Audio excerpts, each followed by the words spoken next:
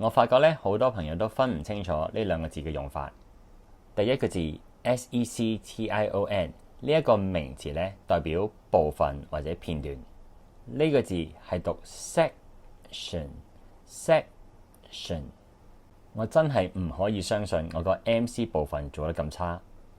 I can't believe I did so terribly on the multiple choice section。樓下間超市嘅蔬果部喺度裝修緊。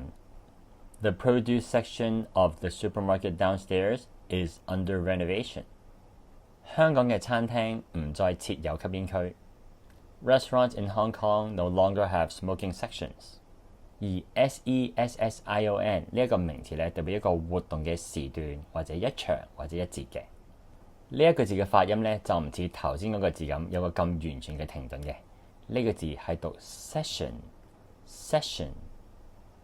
班觀眾非常期待問答環節。The audience are eagerly awaiting the Q&A session。上 training 嘅時候，我幾乎冇辦法保持清醒。I could hardly stay awake during the training session。佢大部分做 gym 嘅時間都係同個 trainer 傾偈。He spends most of his workout sessions chatting with his trainer。